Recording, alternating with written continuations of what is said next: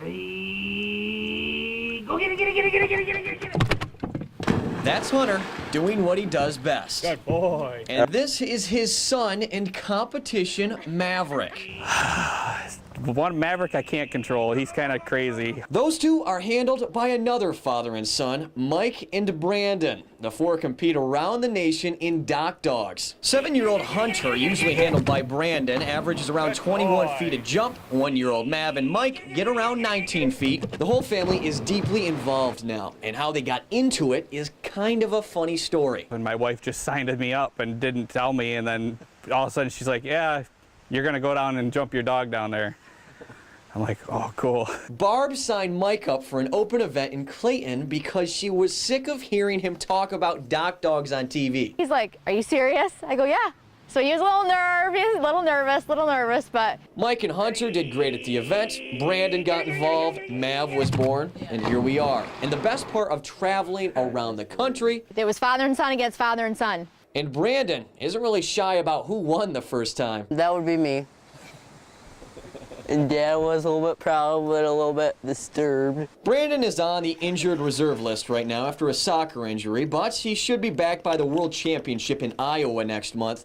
Everyone is pulling at the collar, ready for that. Oh, they're big boys. They're definitely like bull in China shop. And Barb, she says she's just glad her boys get to spend all that time together. Because win or lose, it's father and son, man and man's best friend. She gets it.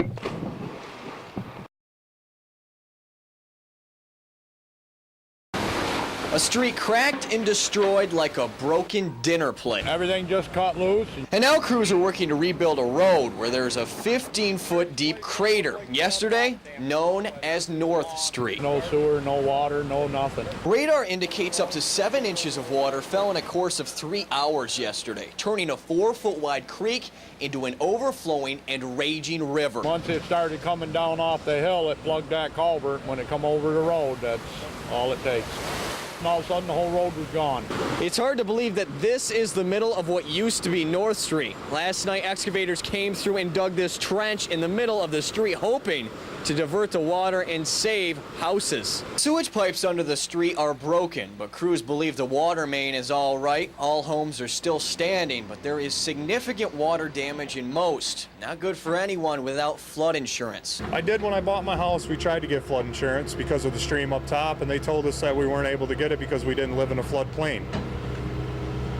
And now this happens. Meanwhile, Sheriff Mike Carpinelli says Lewis County legislators are working on getting help from the state. We're going to be contacting the senator's office and seeing what kind of assistance can be done to help the community out through this. Crews expect the reconstruction of the road and sewage system to take at least 10 days, probably longer. You know, I guess we wait for the road to get rebuilt, and we just start to dig out. Until then, residents will be waiting and still wondering how it happened so fast. Asa Stackel, 7 News.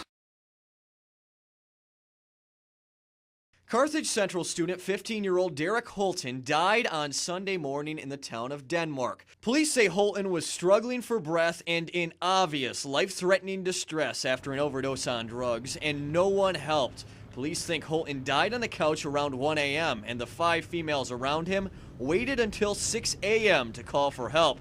His mother just doesn't understand. I can't believe that, she would do that. I can't believe that there was 4 other girls there and nobody could help my son. 47-year-old Brenda Ross lives at the house where Holton died. Police charged her with manslaughter, endangering the welfare of a child, and tampering with evidence. Police say Holton ingested Triple C, a cough and cold medicine, and Roth gave the 200-plus pound boy Oxycontin. Instead of calling 911, Roth allegedly instructed the 4 girls there to hide the drugs and lie to police. This is the house on Deer River Road in the town of Denmark where police say Derek died, and his mother never knew he was here. I thought, that that's where he was going, was to spend the night at his friend's. He had left earlier in the day, like he does routinely, to go hang out with his friends, because that was just Derek. But Derek wasn't at his friend's house. He was with Ross and her daughter and 3 other girls. In fact, Amber called Derek 4 or 5 times to check in on him just before he died. He didn't pick up, and she figured he was sleeping.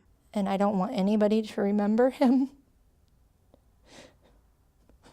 for that reason, because that wasn't Derek.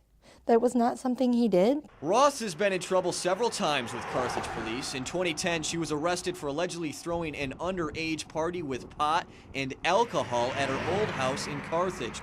I know this probably sounds awful, and I hope people don't take this the wrong way, but I just feel like she needs to hurt the way I'm hurting.